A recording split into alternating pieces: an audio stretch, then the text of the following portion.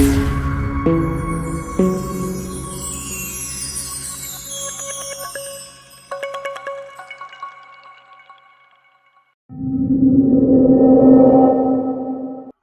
علیکم، میرے چینل سچی کہانیاں میں خوش آمدید۔ امید کرتی ہوں کہ آپ سب خیریت سے ہوں گے۔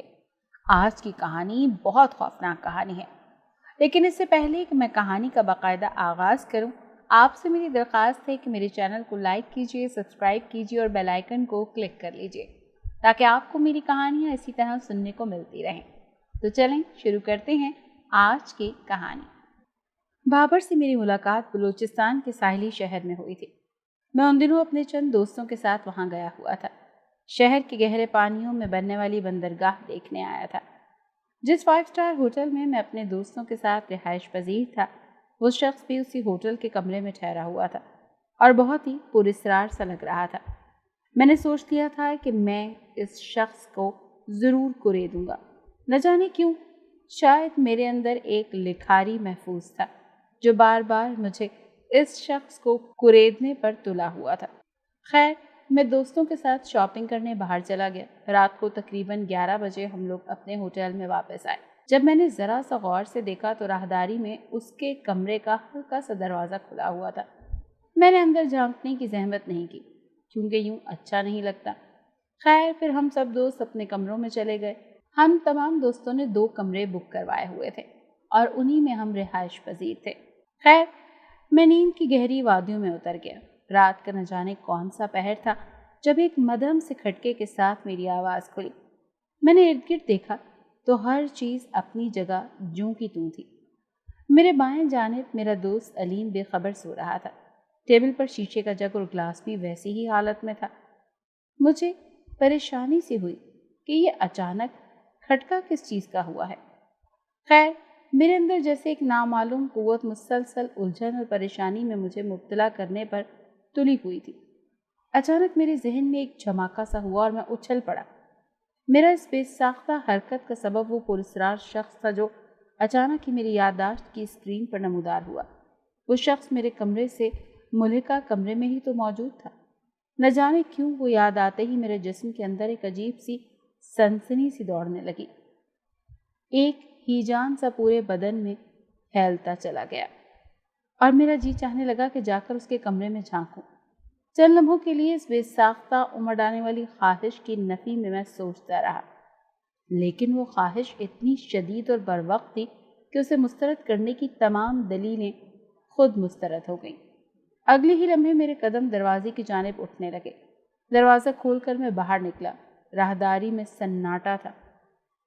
سامنے سڑک پر اکا دکا گاڑیاں آ جا رہی تھیں۔ دبے پاؤں چلتا ہوا میں اس کے کمرے کی جانب جا رکا۔ دروازہ اندر سے بند تھا، البتہ اندر کمرے میں فل روشنی محسوس ہو رہی تھی۔ میں نے چور نظروں سے پوری راہداری کا جائزہ لیا کہ کہیں کوئی میری اس حرکت کو نوٹس تو نہیں کر رہا۔ راہداری بالکل خالی اور ویران تھی۔ بند دروازے کی جھری سے آنکھ لگا کر میں کمرے کے اندر جھانکنے کی کوشش کی، لیکن وہ جھری بے حد چھوٹی تھی اور مجھے اندر کچھ بھی نظر نہیں آیا۔ خیر، میں نے پھر سائیڈ میں ایک اور جھری تھی جو قدرے کھلی تھی، وہاں سے جھانکنے کی کوشش کی تو کچھ صاف نظر آ رہا تھا۔ حیرت کا ایک خوشگوار جھونکا میرا استقبال کرنے لگا۔ وہ شخص بیڈ پر لیٹے ہونے کے بجائے کرسی پر سر جھکائے بیٹھا ہوا تھا، بالکل اسی پوزیشن میں جیسا کہ ابتدائی رات میں نے اسے دیکھا تھا۔ اچانک میرے پیچھے خفیف سیاہٹ ہوئی۔ گردن موڑ کر میں نے پیچھے دیکھا، ایک سیاہ رنگ کی بلی محض چند قدموں کے فاصلے پر راہداری کے بیچوں بیچ کھڑی اپنی سرخ آنکھوں سے مجھے گھور رہی تھی۔ اس سیاہ بلی میں عجیب سی پراسراریت تھی۔ یہی وجہ تھی کہ چند سرد لہریں بے اختیار مجھے اپنی لپیٹ میں لینے لگی۔ خیر، یکلخت ایک دم دروازہ بھی کھل گیا۔ مجھے یوں لگا جیسے میرے پیچھے کوئی بم پھٹا ہو۔ وہ شخص دروازے کے درمیان میں کھڑا الجھی ہوئی نظروں سے مجھے ہی دیکھ رہا تھا۔ شدید احساس جرم کے باعث لمحے بھر کے لیے میری ٹانگیں جیسے کانپ کر رہ گئیں۔ میری حالت اس وقت اس چور کی سی تھی جسے رنگے ہاتھوں پکڑ لیا گیا ہو۔ قطعی سمجھ نہیں آ رہا تھا کہ اس نازک ترین موقع پر کیا جواز کھڑوں۔ بہرحال میری مشکل اس شخص نے خود ہی آسان کر دی۔ اس نے پوچھا، جی خیریت تو ہے آپ یہاں؟ میں اپنی بوکھلاہٹ پر حتی الامکان قابو پانے کی کوشش کرتے ہوئے کہا، جی وہ دراصل میں ادھر سے گزر رہا تھا، آپ کے کمرے میں روشنی دیکھ کر جھانکنے کی جسارت کر بیٹھا۔ اس نے غور سے سر تپیر میرا جائزہ لیا اور پھر بولا، آپ غالباً ساتھ والے کمرے میں رہتے ہیں؟ میں نے کہا جی ہاں، آپ کے کمرے کے ساتھ والا اور اس سے ملحق کمرہ میرا اور میرے دوستوں کے تصرف میں ہی ہے۔ میں نے اچانک پیچھے ہٹ کر کہا، آئیے آئیے اندر آئیے۔ جب اس نے مجھے اس طرح سے کہا تو ایک دم اندر آنے کی دعوت دی تو یہ میرے لیے قطعی غیر متوقع تھی، لیکن بہرحال مجھے تو ایک بہانہ چاہیے تھا، سو میں بے دھڑک کمرے میں داخل ہو گیا۔ مجھے کرسی پر بیٹھنے کا اشارہ کرتے ہوئے وہ خود بیڈ پر بیٹھ گیا۔ کمرے میں ایک نگاہ ڈالی۔ انتہائی سادہ اور خوبصورت انداز میں ایک کمرہ سجا ہوا تھا، ہر چیز نفاست اور سلیقے کے ساتھ رکھی ہوئی تھی۔ مجھے اپنی جانب دیکھتے پا کر اس نے اپنا تعارف کروایا۔ میرا نام غلام حسین ہے، پیار سے مجھے بابر کہتے ہیں، میرا تعلق صوبہ سندھ سے ہے۔ میں نے مسکرا کر کہا، واہ بہت خوب، کیا حسن اتفاق ہے، میں بھی وہیں کا باسی ہوں۔ اس نے اپنی جگہ چھوڑ کر مجھے گلے لگاتے ہوئے کہا، یعنی آپ بھی کراچی شہر میں رہتے ہیں؟ جی ہاں بالکل۔ ہم کچھ دیر بغل گیر رہے، پھر بے تکلفی سے باتیں ہوتی رہیں، گویا برسوں کی شناسائی ہو۔ مختلف موضوعات پر باتیں کرنے کے بعد میں نے ان سے معذرت کی اور کہا، بابر مجھے معاف کیجیے گا، میں نے جھوٹ بولا تھا آپ سے۔ وہ سوالیہ نظروں سے مجھے دیکھنے لگا۔ میں نے کہا، دراصل میں آپ کے کمرے کے سامنے سے گزر رہا تھا، دانستہ طور پر آپ کے دروازے میں جھانکنے لگا، کیونکہ نہ جانے کیوں مجھے لگ رہا تھا شاید آپ کے کمرے میں کچھ ٹھیک نہیں ہے۔ اصل بات یہ کہ کل دن میں پہلی بار آپ کو دیکھتے ہوئے نہ جانے کیوں مجھے ایسا لگا جیسے عام انسانوں سے آپ تھوڑے سے مختلف ہیں۔ گو کہ اس بات کی کوئی توجیہ پیش نہیں کر سکوں گا، لیکن اتنا ضرور کہوں گا کہ آپ میں کوئی نہ کوئی انوکھی بات چھپی ہوئی ہے۔ اور یہ بات اس نے ایک طویل سانس خارج کرتے ہوئے کی۔ مگر آپ اس قدر دلچسپی کیوں لے رہے ہیں؟ میں نے کہا، بابر جی میں ایک کہانی کار ہوں، حقیقی کرداروں کی مجھے سدا تلاش رہتی ہے۔ میری بات سن کر اس کے چہرے پر یکایک چمک سی آئی اور بولا، واہ یہ تو بہت اچھی بات ہے، کیا آپ میری کہانی لکھ سکتے ہیں؟ آپ کی کہانی؟ اگر میرے قارئین کے معیار پر پوری اترے گی تو ضرور لکھوں گا، اس نے پر یقین لہجے میں کہا، 100%۔ میری کہانی آپ کے سننے والوں کے رونگٹے کھڑے کر دے گی۔ بابر جی آپ ضرور بتائیے، میں نے فرمائش کی تو وہ شروع ہوا۔ یہ آج سے تقریباً 10 سال پہلے کی بات ہے۔ ان دنوں میں نیا کراچی یونیورسٹی میں داخل ہوا تھا۔ ہفتہ وار تعطیلات میں کبھی کبھار میں اپنے گاؤں بھی چلا جایا کرتا تھا۔ ایسے ہی ایک دن کی بات ہے کہ میں ہفتے کی شام اپنی کار میں گھر جا رہا تھا۔ سفر زیادہ لمبا نہیں ہوا کرتا تھا۔ بدقسمتی سے میری گاڑی آدھے راستے میں خراب ہو گئی۔ اپنی بساط کے مطابق انجن سے ٹیک لگائے میں آس پاس کا جائزہ لینے لگا۔ یہ جگہ آبادی سے قدرے پرے تھی۔ آس پاس سڑک کے دائیں بائیں جھاڑیاں سی اگی ہوئی تھی۔ اب سمجھ میں نہیں آ رہا تھا کہ کیا کروں۔ سورج ڈوب چکا تھا، اندھیرا پھیلنے والا تھا، سڑک پر گاڑیاں آ جا رہی تھیں۔ اب ایک ہی صورت ممکن تھی کہ کار کو چھوڑ کر بس میں بیٹھ جاتا اور گھر چلا جاتا، مگر گاڑی کو یوں بے یار و مددگار چھوڑنے پر میرا دل آمادہ نہیں ہو رہا تھا۔ سوچ انہی بھول بھلائیوں میں بھٹک رہا تھا کہ اچانک خوشبو کا ایک جھونکا میری ناک سے ٹکرایا۔ چونک کر دیکھا تو خوشی کی لہر میرے وجود کو اپنی لپیٹ میں لینے لگی۔ ایک حسین و جمیل لڑکی میرے بائیں جانب کھڑی مسکراتی ہوئی نظروں سے مجھے ہی دیکھ رہی تھی۔ سر سے پاؤں تک ایک بے ساختہ نگاہ اس پر ڈالی۔ میرے دل کی دھڑکنیں بے ساختہ ادھر ادھر ہونے لگیں۔ حیرت کی بات تو یہ تھی کہ اس اندھیرے اور ویران سی جگہ میں ایک لڑکی کا یوں اچانک ظاہر ہونا، جبکہ خوشی کی بات یہ تھی کہ اس وقت میرے پاس ایک حسین لڑکی کھڑی تھی، میرے اور اس کے سوائے آپ پاس کوئی بھی نہیں تھا۔ میں اس سراپا حسن کے نشیب و فراز میں جیسے کھو سا گیا کہ اچانک ایک آواز ابھری، گاڑی خراب ہو گئی ہے آپ کی۔ اس کی رس کھولتی ہوئی آواز میں غضب کی جادوگری تھی۔ میں نے ایک ٹھنڈی سانس لے کر کہا، ہاں گاڑی خراب ہو گئی ہے۔ میں بات ابھی مکمل کر ہی رہا تھا کہ اچانک وہ آگے بڑھی اور میرا کاندھا پکڑا، ایک طرف ہٹاتے ہوئے بونٹ تیزی سے کھول کر انجن پر جھک گئی اور میں ہکا بکا رہ گیا اور اس کی حرکات و سکنات دیکھتا رہا۔ اسی لمحے جبکہ اس نے میرا کاندھا پکڑا، ایک کرنٹ سا بڑی شدت کے ساتھ میرے تن بدن میں دوڑنے لگا۔ اس کے ہاتھ مشینی انداز میں انجن کے مختلف پرزوں پر چل رہے تھے۔ بمشکل 5 منٹ کا وقت گزرا ہوگا کہ وہ سیدھی ہو کر بونٹ کو ایک زوردار آواز کے ساتھ نیچے گرانے لگی اور پھر دوبارہ مجھ سے مخاطب ہوئی۔ چلو ذرا گاڑی تو سٹارٹ کر لو۔ اس کی آواز میں نہ جانے کیسا تحکم تھا کہ میں ایک لمحہ ضائع کیے بغیر دروازہ کھول کر اسٹیئرنگ کے سامنے بیٹھ گیا۔ جیسے ہی گاڑی سٹارٹ کی تو گاڑی تو کراٹے بھرنے لگی۔ میں نے سامنے ونڈ اسکرین کے پاس کھڑی ہوئی اس جادوگرنی کو دیکھا جس نے ایک حیرت انگیز کارنامہ انجام دیا تھا۔ گاڑی سے اتر کر میں اس کے پاس گیا اور جب بولا تو میرے لہجے میں ایک عجیب سی محبت اور عقیدت تھی۔ میں نے کہا، میرے محسن، میری سمجھ میں نہیں آ رہا کہ میں آپ کا شکریہ کس طرح سے ادا کروں۔ وہ ایک دم کھلکھلا کر ہنس پڑی۔ مجھے یوں لگا جیسے اس کے منہ سے پھول جھڑ رہے ہوں۔ اس کی ہنسی کا نرم گداز وہ لہجہ، مجھے ایسے لگ رہا تھا جیسے میں بے خود ہو رہا ہوں۔ بولی، شکریہ کی کوئی بات نہیں، آپ گاڑی میں بیٹھ جاؤ۔ مگر میں گاڑی میں بیٹھنے کے بجائے اس سے پوچھا، پلیز بتائیے نا آپ کون ہیں؟ اور پھر سے ہنس پڑی۔ 2 قدم آگے بڑھ کر میرے قریب آئی، پھر ہاتھ میرے کاندھے پر رکھتے ہوئے ایک ادائے دل برانہ انداز میں بولی، میں کون ہوں یہ بعد میں جان لینا، ابھی صرف گاڑی میں بیٹھ کر اپنے گھر پہنچنے کی کوشش کرو۔ میں اس کا بازو تھامتے ہوئے کہا، آپ میری محسن، کم از کم اپنا نام تو بتانے کی سعادت سے مجھے محروم مت کریں۔ وہ بولی، مجھے بار بار محسن مت کہو، اصل میں تو تم میرے محسن ہو، لیکن شاید تمہیں یاد نہیں، یا بلکہ یوں کہا جائے تو کہ اس وقت تک تمہیں پتہ نہیں۔ میں نے حیرت میں کہا، یہ آپ نے کچھ عجیب سی بات کہی، میرا خیال ہے کہ آج پہلی بار آپ کو دیکھ رہا ہوں۔ وہ ہنستے ہوئے بولی، میں نے کہا نا کہ تمہیں اس بات کا ابھی تک پتہ نہیں ہے، اسی لیے اس بحث کو یہیں چھوڑ کر گاڑی میں بیٹھو، پہلے ہی تمہیں کافی دیر ہو چکی ہے۔ بات ختم کرتے ہی اسے بڑی ادا سے مجھے گاڑی کے دروازے کی جانب دھکیلا اور بولی، چلو شاباش، گاڑی میں بیٹھو۔ اس کے ہاتھوں کے لمس میرے انگ انگ کو بری طرح سے نوچ رہے تھے۔ میں بے خود سا ہو رہا تھا، اس کی باہوں میں پگھلنے کا دل کر رہا تھا، لیکن مجبور تھا۔ خاموشی سے دروازہ کھول کر میں اندر بیٹھ گیا۔ انجن تو پہلے ہی سٹارٹ تھا، لہٰذا میں نے گاڑی آگے بڑھائی۔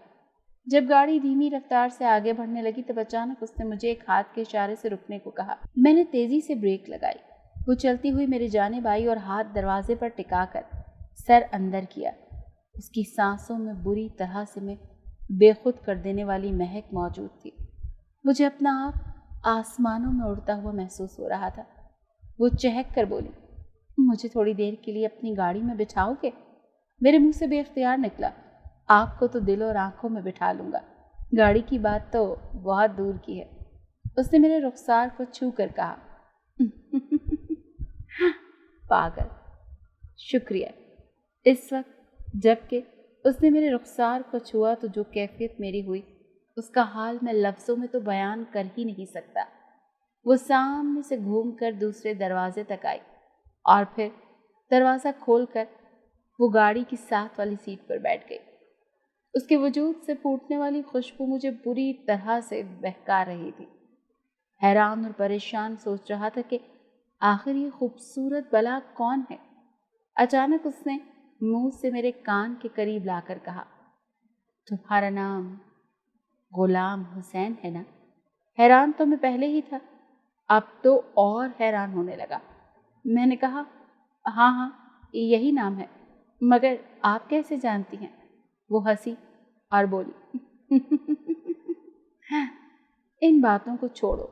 میں نے کہا نا، پلیز چھوڑ دو ان باتوں کو، لیکن کچھ تو بتائیے۔ میں بری طرح سے الجھن کا شکار ہو رہا تھا۔ وہ بولی، الجھن میں پڑنے کی ضرورت نہیں ہے، میرے بارے میں سب کچھ کبھی نہ کبھی تو تم ضرور جان جاؤ گے۔ عجیب ہی لڑکی تھی، اس کے جوابات کے سامنے میں پوری طرح سے بے بسی محسوس کر رہا تھا۔ اچانک ایک خوفناک خیال نے بری طرح سے میرے رونگٹے کھڑے کر دیے کہ کہیں لڑکی کوئی چڑیل تو نہیں۔ بے اختیار میری نظریں اس کے پیروں پر پڑی۔ اس کے پاؤں دیکھ کر ایک طویل اطمینان بھری سانس میں نے خارج کی۔ اس کے نرم اور نازک پیر بالکل عام انسانوں کی طرح تھے اور ان میں نفیس اور خوبصورت سینڈل بہت ہی پیاری لگ رہی تھی۔ میں بہت بے قرار تھا۔ جو باتیں وہ کر رہی تھی میرے لیے وہ انتہائی عجیب و غریب تھی، اور ویسے بھی یہ بات دماغ میں ہضم ہی نہیں ہو رہی تھی کہ ایک حسین و جمیل لڑکی کا اتنی رات کو یوں سرے راہ مل جانا نارمل حالات کی عکاسی نہیں کرتا۔ خیر، اس کا حسن بلا کا تھا۔ اس وقت جو میری کیفیت تھی وہ میں بیان نہیں کر سکتا۔ میں جب بھی کنکھیوں سے اس کی جانب دیکھنے لگتا میری حالت عجیب سی ہونے لگتی، دھڑکنیں بے قرار بے ترتیب ہو جاتی، بدن میں ایک عجیب سا ہیجان پیدا ہو جاتا۔ اس قدر بے باک حسن میں نے آج تک نہیں دیکھا تھا، جو آنکھوں سے بار بار میں اسے دیکھتا رہا۔ وہ میری جانب سے یکایک بے نیاز ہو کر نگاہیں سامنے ٹکائے دور تک پھیلی ہوئی سڑک کو دیکھ رہی تھی۔ رات دھیرے دھیرے مزید سیاہ ہوتی جا رہی تھی۔ میں بھی یہ سوچ رہا تھا کہ آخر یہ لڑکی کہاں تک میرے ساتھ چلتی رہے گی۔ اچانک اس کی آواز نے میری سوچ کے تسلسل کو توڑ دیا۔ گاڑی روک دو بابر۔ میں نے فوراً اس کی ہدایت پر عمل کرتے ہوئے گاڑی روک دی۔ وہ دروازہ کھول کر نیچے اتر گئی اور پھر گھوم کر میری جانب والے دروازے کے کھلے شیشے پہ اپنا دایاں ہاتھ مسافر کے انداز میں میری جانب بڑھایا۔ میں نے اس کا ہاتھ تھام لیا۔ اس کی ہتھیلی میں عجیب سی حرارت تھی۔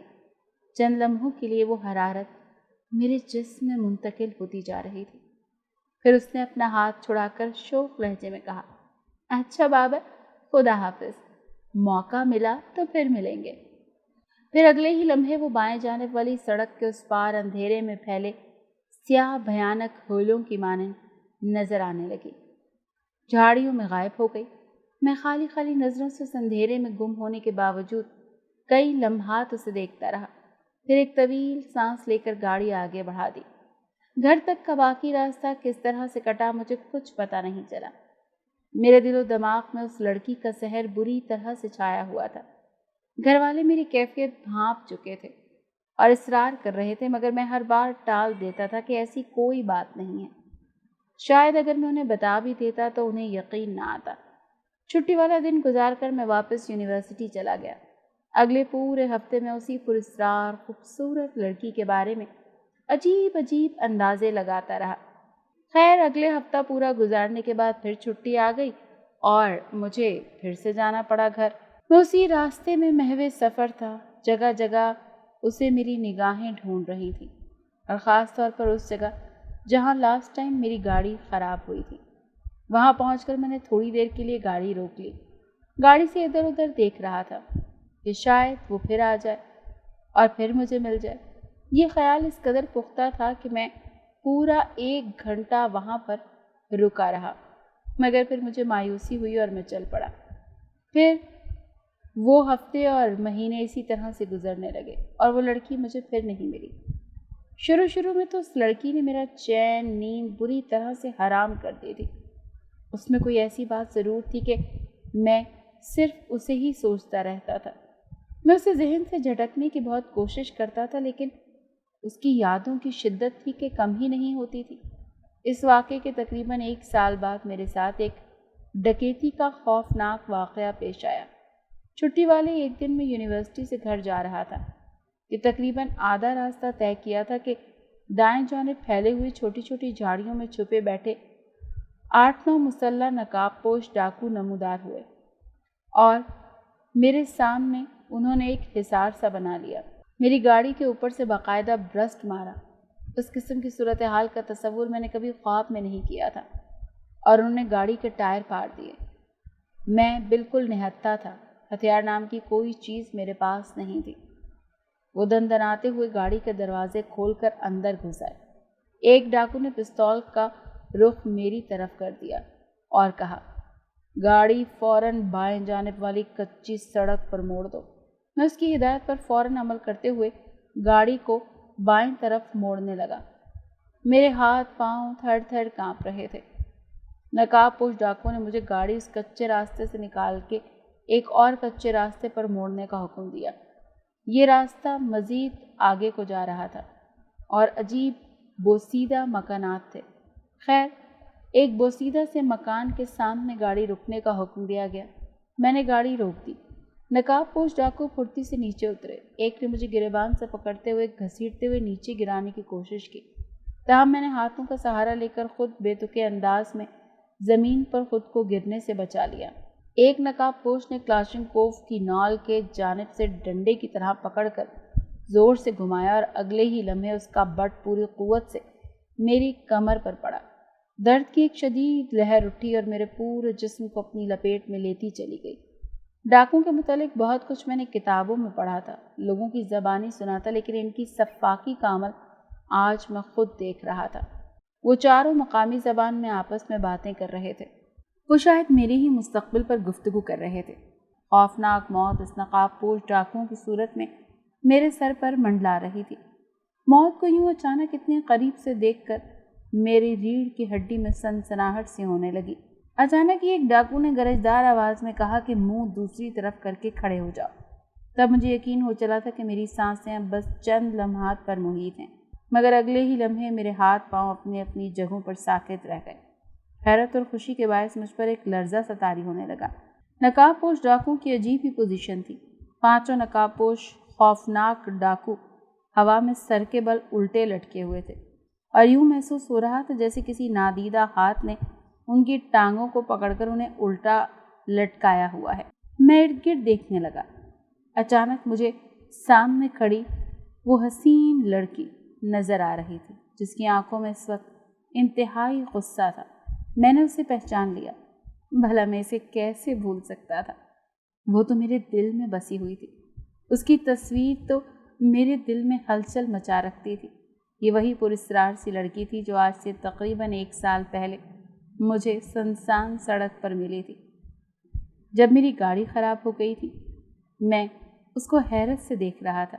وہ مافوق الفطرت کارنامہ انجام دے رہی تھی۔ اس کے بعد اسے کوئی غیر معمولی لڑکی قرار دینا بھی غلط نہ ہوتا۔ یقیناً وہ کوئی اور ہی مخلوق تھی۔ آج وہ اس قدر حسین لگ رہی تھی گویا کائنات بھی اس کے آگے شرمانے پر مجبور ہو جائے۔ اچانک وہ آگے بڑھی اور الٹے لٹکتے ہوئے نقاب پوش ڈاکوؤں کے سامنے رکی۔ دوسرے ہی لمحے میں نے دیکھا کہ اس کا ایک ہاتھ بجلی کی سی تیزی سے فضا میں بلند ہوا، مگر اگلے ہی لمحے چٹاخ کے ساتھ ایک بھرپور تھپڑ ان ڈاکوؤں کے منہ پر پڑنا سٹارٹ ہو گئے اور پھر وہ پانچوں ڈاکو اپنی زندگی کی بازی ہار گئے۔ اور اس نے پھر میری طرف دیکھا۔ ایک دوستانہ مسکراہٹ اس کے لبوں پر کھیل رہی تھی۔ میرے قریب پہنچ کر اس نے اپنی بائیں پھیلائیں۔ میں بے اختیار تقریباً دوڑتے ہوئے اس کے گلے سے لگ گیا۔ میری تھوڑی اس کے کاندھے پر تھی۔ اس کی ہوا میں لہراتی زلفیں میرے چہرے پر پھیل رہی تھیں۔ میں تو بیان ہی نہیں کر سکتا کہ اس وقت میری کیا کیفیت تھی۔ اس کی زلفوں سے جو مہک اٹھ رہی تھی، خدا کی قسم آج تک میں بھول نہیں پایا ہوں۔ ہم یوں ہی ایک دوسرے کی باہوں میں قید رہے۔ آخر اس نے خود کو چھڑایا۔ میرا تو جی چاہ رہا تھا کہ قیامت تک یوں ہی اس کے گلے لگا رہوں۔ میں نے اس کا ایک ہاتھ محبت اور عقیدت سے اپنے ہاتھوں میں پکڑ کر چومتے ہوئے کہا، میری محسن، سمجھ میں نہیں آتا کہ میں تمہارا شکریہ کس طرح سے ادا کروں۔ تم ہمیشہ میری مدد کے لیے پہنچ جاتی ہو۔ جواباً وہ میرے ہاتھ کا بوسہ دیتے ہوئے بولی، شکریہ کی کوئی ضرورت نہیں، ہم دونوں ایک دوسرے کے محسن ہیں۔ کبھی تم نے مجھ پر یہ احسان کیا تھا اور آج میں تمہارے کام آئی ہوں، سو حساب برابر ہو گیا۔ میں نے اس کے حسین چہرے پر نظریں جماتے ہوئے الجھن آمیز آواز میں پوچھا، آخر تم کس احسان کی بات کر رہی ہو؟ تو وہ ہنس پڑی اور کہنے لگی، چلو آج میں تمہیں بتاتی ہوں۔ پھر ہم گاڑی میں بیٹھ گئے اور وہ میرے ساتھ چلنے لگی۔ کافی دور سیدھی سڑک پر گاڑی ڈرائیو کرنے کے بعد ایک سائڈ پر جھاڑیاں ہی جھاڑیاں پھیلی ہوئی تھیں۔ اس نے مجھے کہا کہ یہاں پر گاڑی روک دو۔ جب میں نے گاڑی روکی تو وہ گاڑی سے اتر گئی اور کہنے لگی، چلو میرے ساتھ۔ میں نے دروازہ بند کیے بغیر، گاڑی کو لاک کیے بغیر اس کے ساتھ چل پڑا۔ آس پاس کی ویران جگہ اور خاردار جھاڑیوں کو دیکھ کر میں حیرت سے سوچ رہا تھا کہ آخر یہ خوبصورت مخلوق مجھے کہاں لے کر جا رہی ہے۔ وہ کچی سڑک کے دائیں جانب والی جھاڑیوں میں راستہ بناتے ہوئے چلتی چلی جا رہی تھی اور میں اس کے پیچھے پیچھے چلتا چلا جا رہا تھا۔ 20-25 قدم آگے خاردار جھاڑیوں کے وسط میں ایک چھوٹا سا سبز رنگ کا جھاڑیوں کی رنگت سے میچ کرتا خوبصورت مکان تھا۔ بہرحال حیران ہونا میں نے अब तकरीबन छोड़ ही दिया था। चंद ही लम्हों में हम उस खूबसूरत मकान में दाखिल हुए। वो एक ही कमरे पर मुश्तमिल था। बाहर से जिस कदर वो खूबसूरत था, अंदर से कहीं ज़्यादा उसकी खूबसूरती दिलो दिमाग में अजीब सी ताजगी पैदा कर रही थी। अंदर एक सजा सजाया और इंतहाई खूबसूरत बेड मौजूद था। वो वहाँ बैठ गई। हिचकिचाते हुए उससे कदरे फासले पर मैंने भी बैठना चाहा, लेकिन उसने मेरा हाथ पकड़कर अपनी जानिब खींचा। मैं बेख्तियार खिसका और उसके करीब बैठ गया और फिर उससे पूछा कि अब प्लीज़ मेरे सवालात के जवाब दे दो ना। उसने फ़ौरन जवाब देने के बजाय चंद लम्हों के लिए इधर उधर देखा और फिर नज़रें मेरे चेहरे पर गाड़ कर बोली, बाबर साहब, मैं दरअसल एक जिन्नज़ादी हूँ। मुझे उसके जवाब से कोई ख़ास हैरत ना हुई। जाहिर है इस पुरस्रार लड़की से मुताल्लिक़ मुझे इस किस्म के किसी जवाब की ही तवक्को थी। वो बात जारी रखे हुए बोली, जिन दो मौक़ों पर अचानक पहुंचकर मैंने तुम्हारी मदद की और जो करिश्मे दिखाए थे, एक इंसान होने के नाते यकीनन तुम्हारे नज़दीक वो बड़े नाकाबिले यकीन और हैरत अंगेज़ थे, मगर हमारी जिन मखलूक की नज़र में वो करिश्मे एक आम सी बात है। अब मैं तुम्हें पस मंज़र वाली बात बताती हूँ। ये सवाल तुमने बार बार पूछा था कि आखिर क्यों कर ये मेहरबानियाँ मैं तुम पर कर रही हूँ, तो तुम्हारी ही एक मेहरबानी के बदले ये मेहरबानियाँ तुम पर हो रही हैं। यकीनन तुम्हें वो बात अब याद नहीं, लेकिन मुझे बहुत अच्छी तरह याद है। हमारी जिन मखलूक को कुदरत ने अजीब अजीब क़ुव्वतों से नवाजा है। जिन्नात में एक सहर या जादू की क़ुव्वत होती है। जिस तरह तुम लोग अपने दुश्मनों को दौरान जंग हथियारों से ज़ेर करते हो, बिल्कुल इसी तरह हम लोग एक दूसरे पर दुश्मनी के दौरान जादू का मौलिक हथियार इस्तेमाल करते हैं। मैं बचपन में भयानक दुश्मनी का शिकार होकर जादू के वबाल में जकड़ गई थी।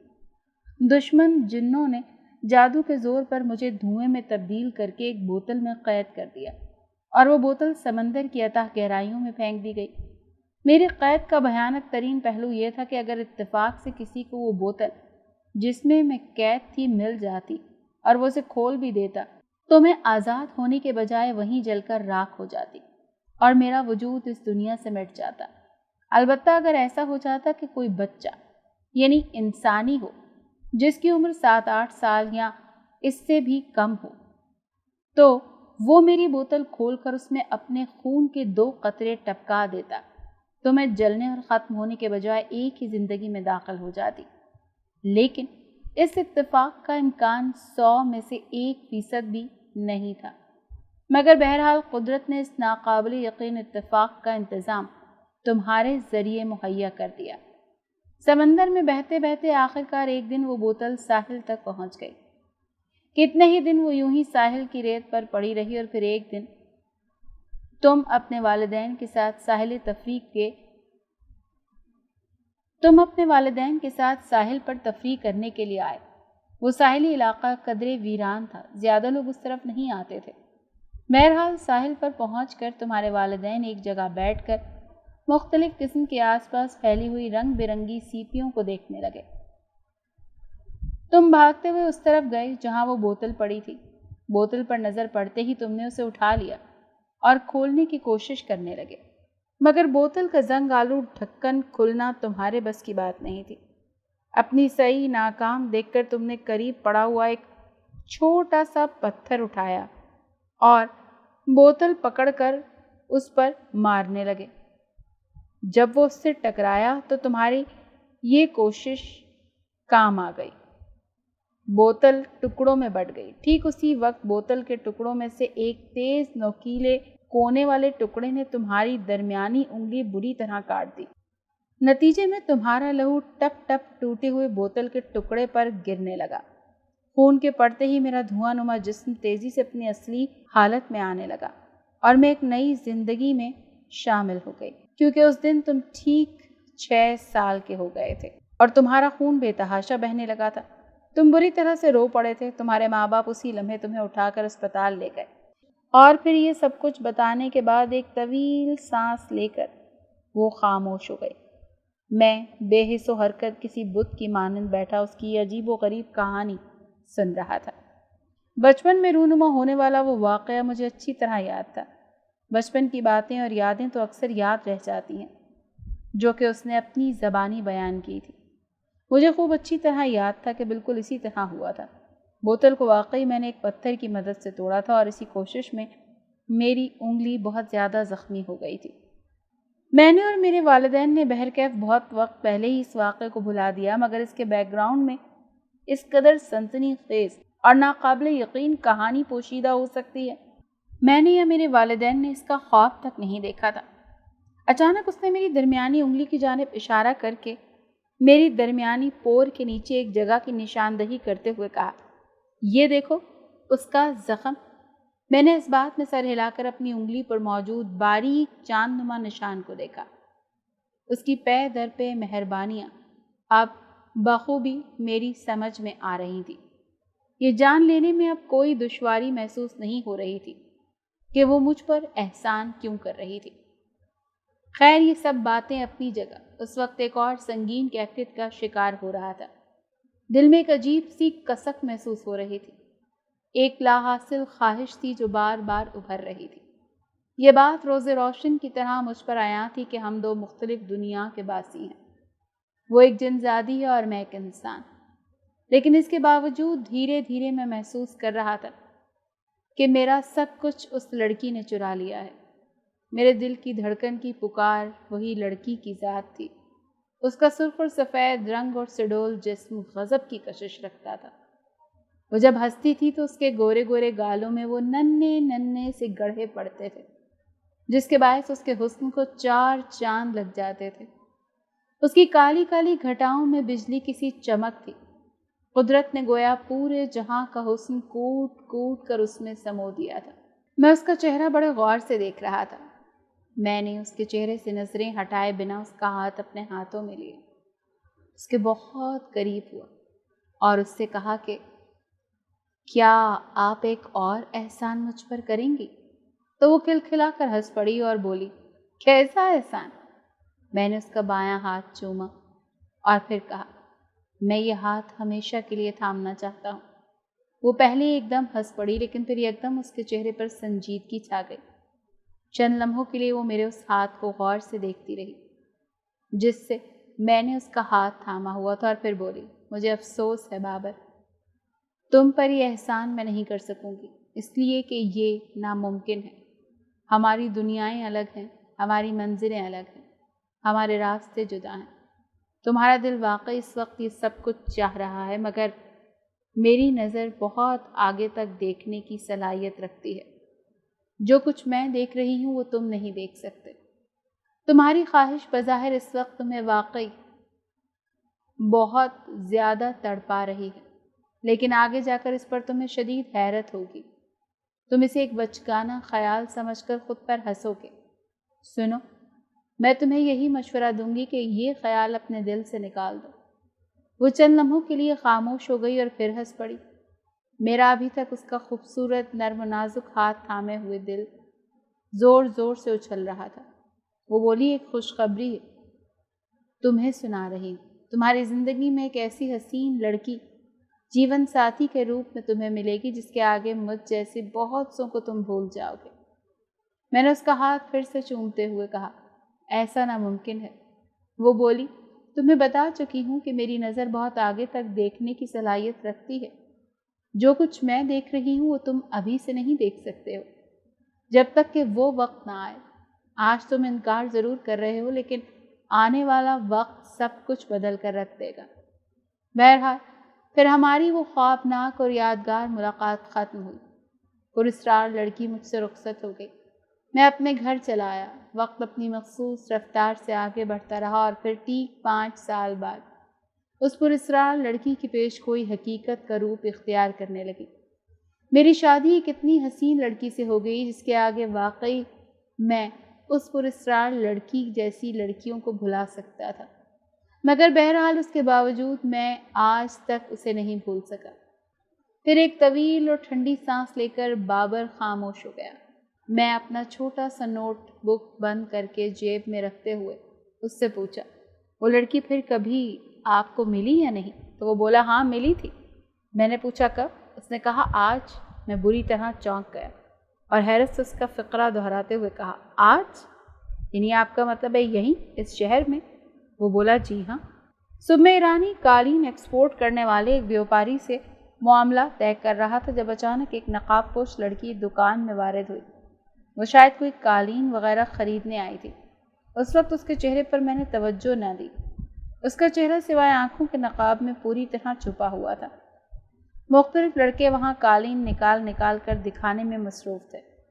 میں اپنے سامنے بیٹھے ہوئے شخص سے بدستور مذاکرات کر رہا تھا۔ اس دوران نہ جانے کب اس لڑکی نے نقاب اتار لیا۔ میری نظر اتفاق سے اس پر پڑ گئی اور تب میں دم بخود رہ گیا۔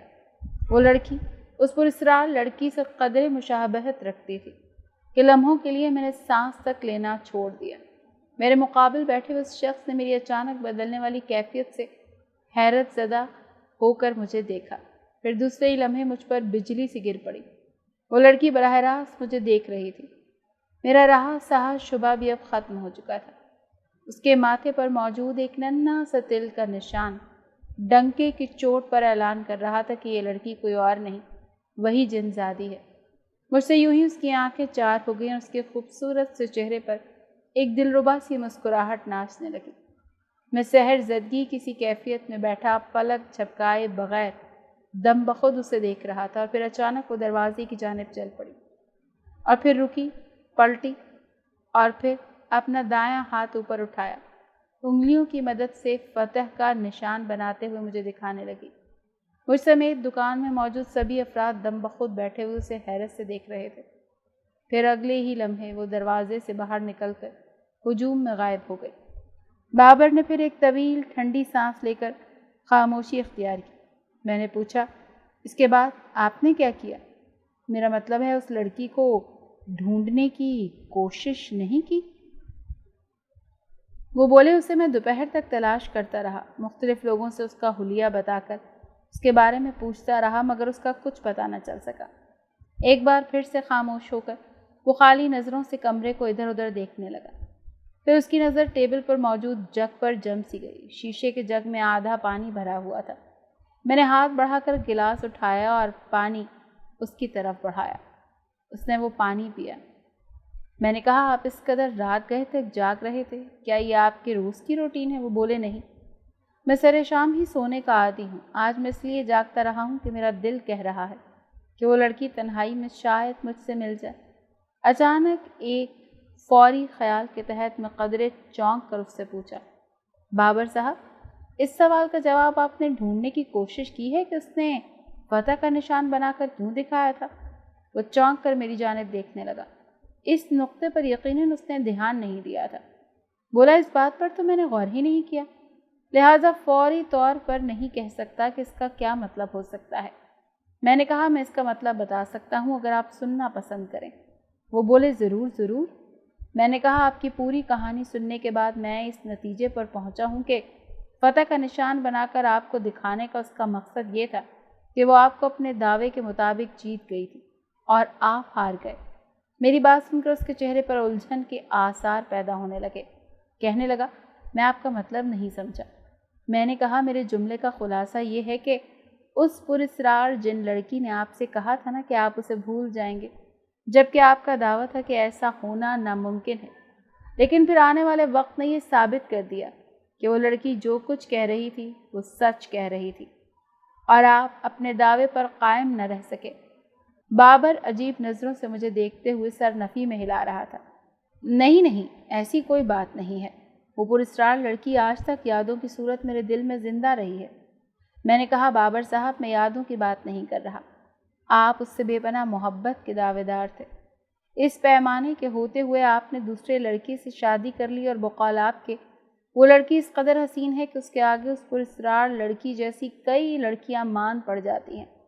اب ایسے میں آپ ہی بتائیں کہ ہار کس کی ہوئی اور جیت کس کی ہوئی؟ میری وضاحت نے اسے گہری سوچ میں ڈبو دیا۔ آنکھیں بند کر کے اس نے سر نشست کے سرے پر ٹکا دیا۔ میں اٹھ کر کمرے سے ٹہلتا ہوا باہر والی کھڑکی کے سامنے جا کھڑا ہوا۔ کھڑکی سے آگے کوئی 2 فرلانگ پر اس پار تحد نگاہ سمندر ہی سمندر پھیلا ہوا تھا۔ دھیرے دھیرے آسمان ستاروں سے محروم ہو رہا تھا۔ دور، بہت دور مشرق میں صبح کاذب قوس قزح کی مانند ابھرتا ہوا سورج محسوس ہو رہا تھا۔ میں اس کی کہانی میں ڈوبا ہوا سب کچھ سوچ رہا تھا۔ عشق و محبت کی اس داستان کو گہری سوچوں میں سوچ رہا تھا۔ کہ کیا واقعی ایسی کہانیاں اس دنیا میں پھیلی ہوئی ہیں؟ میں نے پلٹ کر دیکھا تو بابر سو چکا تھا۔ میں آرام سے اس کے کمرے سے نکلا اور اپنے کمرے میں جانے کے لیے جیسے ہی مڑا تو سامنے وہ بلی بیٹھی اب مسکرا کر مجھے دیکھ رہی تھی، اور پھر راہداری میں چلتی چلتی وہ بلی غائب ہو گئی۔ اچانک میرا ماتھا ٹھنکا اور مجھے احساس ہوا کہ یہ وہی جنزادی تو نہیں جو یہاں بیٹھ کر ہماری باتیں سن رہی تھی۔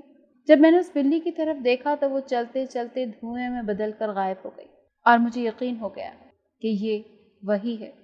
آپ کو کیا لگتا ہے؟ کیا وہ اس کی زندگی میں شامل ہونے کے لیے اس کے ساتھ ہے؟ کامنٹ باکس میں اپنی رائے کا اظہار ضرور کیجیے گا۔ اگر کہانی اچھی لگے تو اسے لائک اور شیئر کیجیے، اور میرے چینل سچی کہانیاں کو سبسکرائب ضرور کر لیجیے۔ بیل آئیکن کو بھی لازمی کلک کر لیجیے تاکہ آپ کو اس طرح کی اچھی اور خوفناک کہانیاں سننے کو